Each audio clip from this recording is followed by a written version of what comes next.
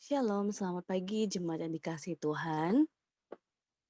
Dalam hari-hari kita selama pandemi ini, khusus selama pandemi ini jemaat yang dikasihi Tuhan, bagaimana reaksi kita ketika mendengarkan firman Tuhan? Bagaimana reaksi kita ketika mendengarkan firman Tuhan? Kenapa ini yang menjadi hal yang saya pertanyakan? Karena ini juga yang akan menjadi perenungan kita bersama-sama untuk di tengah-tengah pandemi yang sudah sekian lama ini, segala sesuatunya online, kita tidak saling bertemu, kita segala sesuatunya pelayanan juga via virtual. Bagaimana respon kita terhadap kebenaran firman Tuhan yang walaupun tidak secara langsung, tetapi kita dengarkan apa yang muncul. Ada satu sharing dari salah satu jemaat yang beliau menyampaikan bahwa ia salut dengan orang-orang yang baru mengenal Allah, dalam arti tidak dari kecil mengikut Kristus, tetapi begitu luar biasa dalam mendengarkan firman Tuhan, begitu luar biasa menghayati kehadiran Tuhan dan mengalami Tuhan, dibanding dengan beliau ataupun orang-orang pada umumnya yang tidak terlalu menghayati kebenaran firman Tuhan. Nah, pertanyaan ini sebenarnya jemaat yang dikasih Tuhan, sangat mudah untuk kita jawab begitu ya. Karena ketika kita terus terpaut dengan Tuhan, maka dalam situasi apapun, kondisi apapun, kita pasti akan terus terhubung dengan Tuhan kita. Terus bertanya kepada Tuhan kita dan memohon apa yang harus kita lakukan, apa yang harus kita hadapi sesuai dengan kehendak Tuhan. Tetapi ketika kita tidak terpaut lagi, maka disitulah sebenarnya jatuhnya kita pada ketidakkenalan kita akan Tuhan. Karena semakin kita terpaut dengan Tuhan, kita akan terus berusaha semakin mengenal bagaimana Tuhan kita, tapi semakin kita tidak terpaut, tidak terhubung dengan Tuhan kita, kita semakin justru tidak mengenal Dia, bahkan yang berkecamuk dalam diri kita bukan kasih Allah tetapi yang lain. Nah, bacaan kita hari ini Kisah Para Rasul 13 ayatnya yang ke-13 sampai 49 ingin menguatkan dan meneguhkan kita bagaimana saat itu jemaat di jemaat di Antioquia di Pisidia yang juga bereaksi atas firman Tuhan. Nanti boleh jemaat menyempatkan untuk membaca secara lengkap karena itu sangat panjang, tetapi saya akan membacakan dari ayat 43 sampai 48. Setelah selesai ibadah, banyak orang Yahudi dan penganut-penganut agama Yahudi yang takut akan Allah mengikuti Paulus dan Barnabas. Kedua rasul itu mengajar mereka dan menasihati supaya mereka tetap hidup di dalam kasih karunia Allah. Pada hari Sabat berikutnya datanglah hampir seluruh kota itu berkumpul untuk mendengar firman Allah. Akan tetapi ketika orang Yahudi melihat orang banyak itu, penuhlah mereka dengan iri hati. Dan sambil menghujat, mereka membantah apa yang dikatakan oleh Paulus. Tetapi dengan berani Paulus dan Barnabas berkata, memang kepada kamulah firman Allah harus diberitakan lebih dahulu. Tetapi kamu menolaknya dan menganggap dirimu tidak layak untuk beroleh hidup yang kekal. Karena itu kami berpaling kepada bangsa-bangsa lain. Sebab inilah yang diperintahkan kepada kami. Aku telah menentukan engkau menjadi terang bagi bangsa-bangsa yang tidak mengenal Allah, supaya engkau membawa keselamatan sampai ke ujung bumi. Mendengar itu bergembiralah semua orang yang tidak mengenal Allah, dan mereka memuliakan firman Tuhan, dan semua orang yang ditentukan Allah untuk hidup yang kekal menjadi percaya. Jadi jemaat yang dikasih Tuhan, bagian ini bagian ketika Rasul Paulus sedang menjelaskan dan membacakan hukum Taurat dalam sebuah peribadahan di Antiokhia. Dan ketika dia menjelaskan bagaimana hakikat kebangkitan, pengampunan dosa, hidup yang kekal, ada reaksi orang-orang di situ. Yang di sini saya merangkumnya menjadi seperti berikut.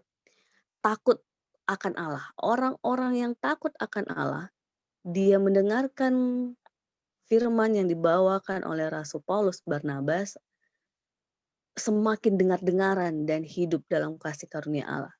Tapi mereka yang tidak mengenal Allah, dalam hal ini orang Yahudi yang tidak mau percaya Yesus, dia semakin iri hati sambil menghujat dan membantah firman Tuhan. Kita lihat perbedaannya sangat luar biasa. Ini jemaat yang dikasihi Tuhan, dalam masa pandemi, saringan untuk hal ini sangat-sangat terlihat.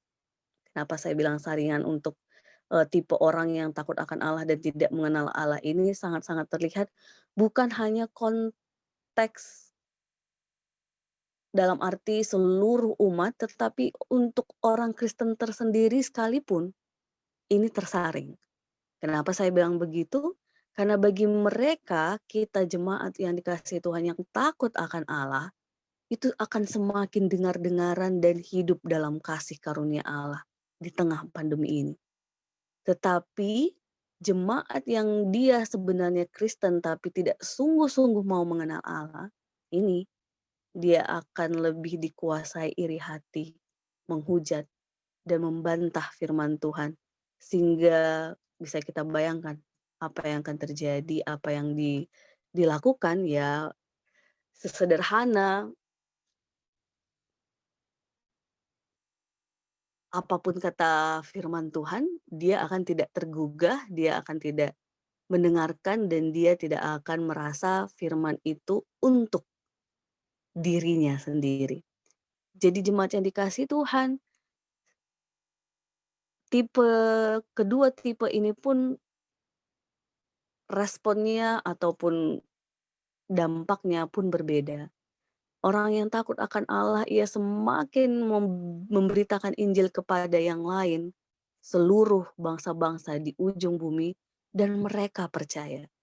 Jadi jemaat yang dikasihi Tuhan, betapa luar biasanya bahwa ketika kita percaya kepada Allah, takut akan Allah, kita semakin diberikan kesempatan melalui hidup kita memberitakan Injil kepada yang lain, tidak hanya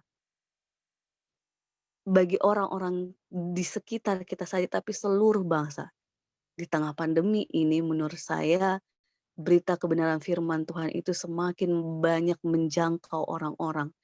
Karena orang bisa mendengarkan kebenaran firman Tuhan melalui media-media yang ada yang sudah terbuka untuk didengarkan oleh banyak orang. Bahkan setiap hal yang kita lakukan ketika kita merangkul orang-orang yang ada di sekitar kita dalam arti mendukung, mensupport, ataupun ketika kita jemaat yang terpapar dalam konteks kita orang Kristen, kita menunjukkan kebaikan Tuhan, menunjukkan kita sungguh-sungguh berusaha juga menjaga diri dan sesama kita. Di situ sebenarnya kita juga sedang memberitakan Injil dan orang-orang melihat kasih Tuhan dalam diri kita. Tapi kalau orang yang kedua, tipe kedua, jemaat ataupun umat yang kedua yang tidak mengenal Allah dengan sungguh-sungguh walaupun dia membawa atribut kekristenan atau pada konteks saat itu dia umat pilihan Yahudi gitu ya. Karena dia tidak mengenal Allah yang sejati itu, Allah yang hidup itu, ia terkungkung dengan dosa-dosa kesombongannya. Jadi jemaat yang dikasihi Tuhan, hari ini, pagi ini melalui renungan ini, coba kita cek reaksi kita ketika mendengarkan firman Tuhan. Kita semakin dengar-dengaran dan hidup dalam kasih karunia Allah. Sehingga semakin memberitakan Injil kepada yang lain dan mereka semakin percaya, atau kita justru orang-orang yang tidak sungguh-sungguh mau mengenal Allah sehingga hati kita dicekoki dengan iri hati, menghujat dan membantah firman Tuhan dan kita terkungkung dengan dosa-dosa kesombongan yang ada pada diri kita. Mari kita saling mengingatkan, saling mendoakan satu dengan yang lain Bapak Ibu terkasih, sehingga di dalam pekerjaan, pelayanan, dimanapun kita berada, kita sehati sepikir untuk takut akan Allah, saling dengar-dengaran dan hidup dalam kasih karunia Allah, bukan didorong oleh iri hati, hujat, dan membantah firman Tuhan. Mari kita peka dengan apa yang menjadi kehendak Tuhan di tengah-tengah situasi pandemi ini. Terima kasih buat jemaat yang dikasih Tuhan yang terus setia untuk dengar-dengaran akan firman Tuhan dalam kehidupan kita sehari-hari, tapi sekaligus kita terus juga mendoakan buat orang-orang yang masih suam-suam kukuh bahkan menjauh karena pandemi ini agar mereka mau dirangkul oleh cinta kasih Allah. Tuhan memberkati kita semua. Amin.